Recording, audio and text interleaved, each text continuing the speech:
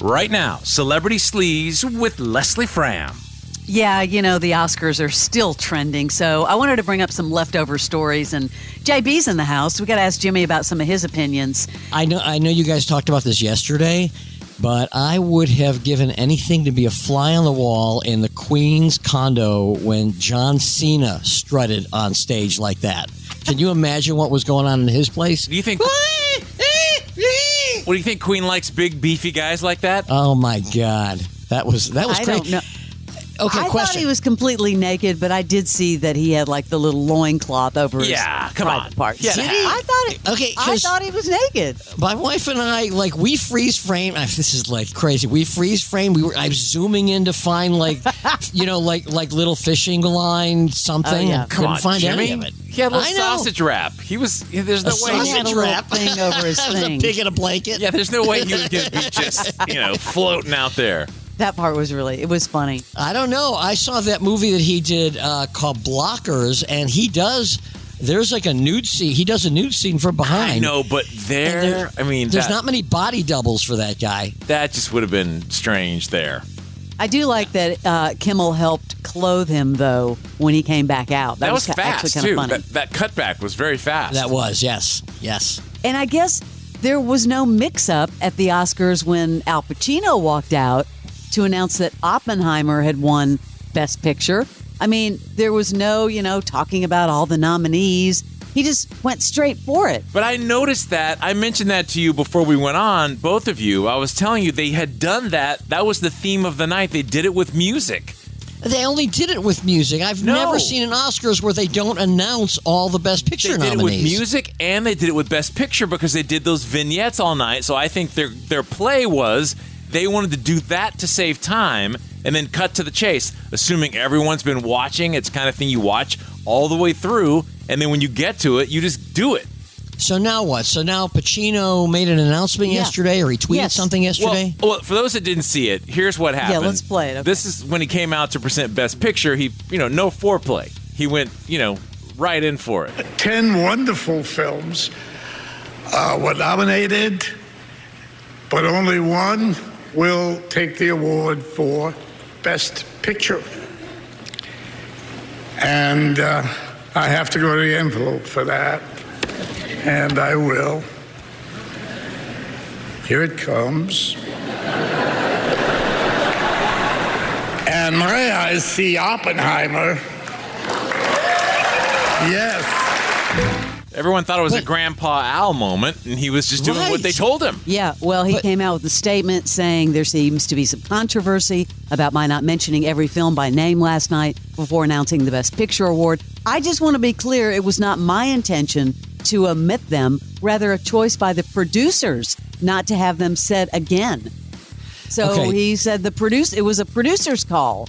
There are two things, though, that don't make sense to me with that. First of all, when you just played that clip, now, I don't remember, but I think I recall that they didn't even play music when the Oppenheimer cast came up to accept the award, which even if that was planned, they would at least play music when he said Oppenheimer.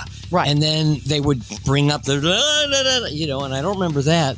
The other thing that I don't get is he was being shredded on social media from that moment all the way until yesterday afternoon for being a bumbling old man and being, scattered, right? Well, he had to have time to comment and make a comment. Everyone just assumed he was wrong, that he was doing why didn't the producers come out and say this was our decision not to do this again? That's what I'm saying. 12 hours later. 12 hours later, he was being in internet time. That's an eternity. He was shredded for a whole day, and the producers saw that. It never occurred to them to make an official statement that, hey, Al, they let him hang. And by the way, he was the one who had to come out and make the announcement. I still haven't heard them say anything. He also went on to say he deeply empathized with those who felt slighted because he realizes that's your life's work. You want to have your name being announced as a nominee. I thought it was pretty crappy. I'm sorry. You think he went and roughed up the producers, said, I'm not going to take this. You're going to do it. Well, I don't know. I'm just saying that he is apologizing, but he is saying that it was not his choice. Right. Right. And it may or may not have been. Let's give him the benefit of the doubt. Why would the Academy let him like hang him out to dry like that for an entire news cycle where he's getting shredded on social media as being a duttering, bumbling old grandpa. You're right. And They should have made a statement immediately I agree. when they saw it go crazy. There was no doubt it was strange. A lot of people loved Kimmel. I thought he did a great job, but there were two controversial moments that people are still talking about. When his opening monologue, he was joking around about all the different movies, and then he talked about Poor Things. Quote, those were all the parts of Poor Things that were allowed to show on TV. Obviously, he's talking about all the sex scenes in that movie. Hold on, don't just brush past that. I may watch one of these Oscar movies finally. There's sex throughout the whole movie. In what context? Sex. What's the... Because, her brain has been replaced by a child's brain, and she discovers... Oh. Yeah. Ooh. The pleasures of sex. In the sex scenes with her and Mark Ruffalo, just that seems kind of awkward. But anyway, they flash over to Emma Stone in the audience, and she called him, can you say Prick on the air? I missed prickly. that. Prickly. Yeah, she called him prickly. You can see her mouthing it, and everyone's saying, yeah, that's what she called him. That's what she called him. Missed that. Yeah. We didn't see that. The trailer didn't do anything for us for that, but we saw most of the other ones, but I guess we'll have to see that one now. Yeah, I need your opinion on Poor Things. Yeah. She's great in it, but the movie is so bizarre. Please explain it to me. I would really love that. The other one was that Kimmel went on way too far and long about Robert Downey Jr.'s past and his drug use. It was so uncomfortable. Really Even was. Robert Downey Jr. was like giving the motion of, can you move on? It was just too much. And why? It happened ages ago. Most people forgot about it. Yeah, I agree. I'm a huge Jimmy Kimmel fan. I love him. I love when he hosts these things. I did think his opening monologue was not his strongest, but that did strike me, right? As really, we're going back to that well? I mean, we're going back to the Robert Downey Jr. drug. It just seems like jokes. a stretch of a joke. Twice it seemed like that segment should have been over. And then he just started back up on him. Like he was laser focused on him. Yeah, and Downey did seem a little, like move on, let's go. I agree. You're up for an Oscar. That's not what you want brought up on the show. I didn't see this, but I guess at the end of the show, the camera cut to a shot of Messi, the border collie, peeing on Matt Damon's Hollywood Walk of Fame, which continues the whole Matt Damon-Kimmel funny feud together. That was really funny. Yeah. Have you seen all of the segments? You go back to YouTube. Yeah. Oh, yeah. Go through the history of that quote feud. It's hysterical. That is a great long-term joke. Yeah. Jimmy, I need to bring this up because you texted me over the weekend that, Barbie hands down should have won Movie of the Year, and I want to know why you think that. So I thought about it, and I thought, because when you think about movies in that, that were up for Best Picture, when you think about Barbie, I mean, it was groundbreaking. It was unique. It was very creative.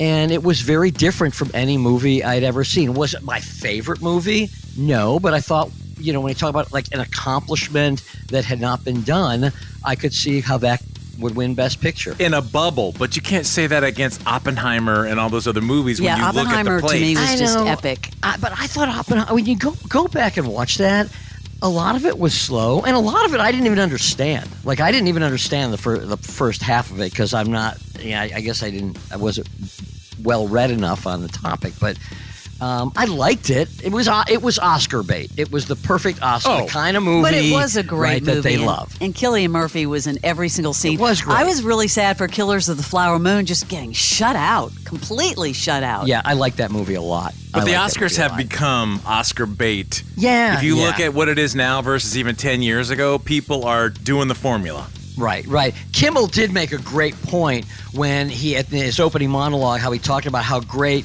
Barbie was, and it was a shame that Greta Gerwig did not get nominated for Best Director, and everybody was applauding and they were cheering, yes, it's an injustice, and he's like, just so you know, you're the ones who voted to not have. That was funny. She's not nominated because of you. Yeah, remember we talked about the Sopranos booth that went up for auction? Yeah. Jimmy, would you have bought that booth from the final scene? 80 grand? From the Sopranos? I was surprised it only went for $82,000. I mean, they may not have put, because I think he put it like on eBay or something, right? That thing needed to go to like Christie's or one of those big fancy auction houses. $82,000 sounded like a steal. Especially from that iconic scene. Yes. You would have thought some Hard Rock Cafe would have paid, like, Planet Hollywood would pay, bigger than that. This story is getting more and more ridiculous. The Kate Middleton Mother's Day photo. What in the world? Yeah, and now she is admitting that she edited it.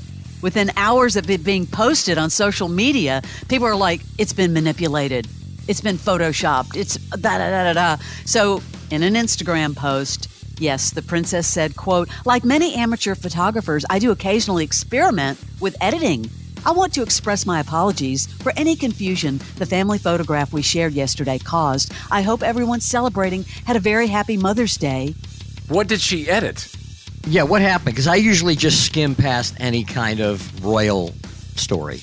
Well, it included the sleeve of Princess Charlotte's cardigan did not line up, so it looked photoshopped. And people thought, the conspiracy theories. She hasn't been seen in ages. What's going on?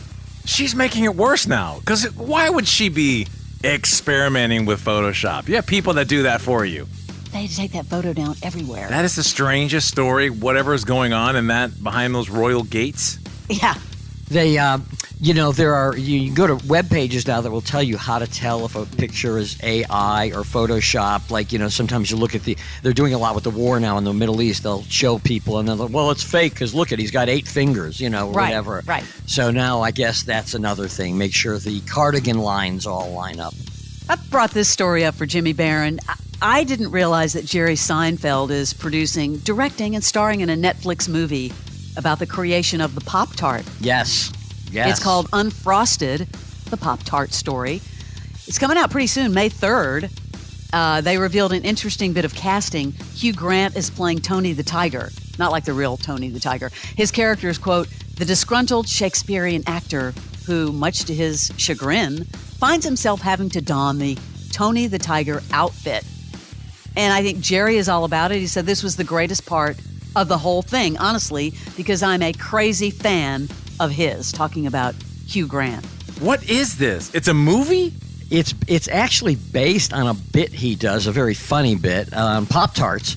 And they've been working on this for a long, long time. And I want to like it because I'm a huge fan. The premise seems so thin. So thin. To me. Thin as a Pop-Tart, if you will. But yeah, I mean, they've been working on this movie for years, like during COVID, and I don't know. It's also, I think, one of those oddly styled movies like Barbie. It's like almost, everything is in the 50s or whatever. Man, the cast: Melissa McCarthy, Jim Gaffigan, Amy Schumer. Yeah, all his pals. Christian Slater. Oh yeah, well he can get anybody, right? Bill Burr, Daniel Levy. Wow. Damn. I didn't realize he was such a Hugh Grant fan. Right. Yeah, so May 3rd is when it's coming out? May 3rd. And speaking of other true stories, everyone's talking about this Michael Jackson biopic. Says they're not going to glaze over the child molestation allegations against him, but not surprisingly, apparently it's going to take a pretty biased stance. Someone who read an early draft says that the movie, quote, wants very much to convince you that Michael is innocent, and it goes to great lengths to minimize and downplay the actual claims. So we'll see. Well, wouldn't that be making it worse than not addressing it at all? Yeah, it has to address it. And, the movie has the blessing of Michael Jackson's estate, and his nephew is actually playing him. No, I'm saying that the way they're going to do it is going to create more controversy, which I guess think so, creates more viewers. Right, and you have to believe, right, that if it has the blessing of his estate, that there's a certain amount of whitewashing, if you will, right? Because they're not going to bless something that shines him in too much of a negative light. This was actually kind of funny. Eugene Levy's son and Schitt's Creek collaborator Dan Levy wasn't able to attend his father's Hollywood Walk of Fame induction ceremony, but guess who he brought the next best thing? Jason Biggs, who served as his son in 4 American Pie movies. That was actually pretty funny. My son, Daniel, couldn't be here today, Levy said. He's shooting a movie in Bulgaria. And tell me that doesn't sound like an episode right out of Schitt's Creek, but my second son, Jim, is here from American Pie. So you bring your on-screen son. It's kind of funny. Mm-hmm. Those first 2 movies were massive, and the first one especially. But 3 and 4, the drop-off from 2 to 3, Right. was miles. It's kind of like the Jaws series. Like 1 was great, Right. 2 not so much, 3 and 4 were jokes. I think 4 might have just made it to YouTube and it was just hanging on. Not even cable. Like, it was Just tough. straight to YouTube. Well, you just won the Super Bowl, and your brother has been sentenced to 6 months probation after pleading to no contest to a simple battery charge. I'm talking about Jackson Mahomes, which is Man. Patrick's brother. That whole family, the dad with the how many DUIs, and now you got this? Yeah, he appeared in court Thursday for his hearing via video conference. Following the sentence, he was reportedly taken into custody. You remember last May, he was arrested and charged with 3 counts of aggravated sexual battery and 1 of battery after he was caught on security cameras at this restaurant and lounge in Cleveland Park, Kansas, shoving a waitress, allegedly, and forcibly grabbing the owner by the neck to kiss her. That's not good. This guy believes he is Patrick Mahomes. I mean, the guy throws himself around like he's got the weight of the $500 million man. Yeah, you can't hide your family. And that is your sleaze. Love it.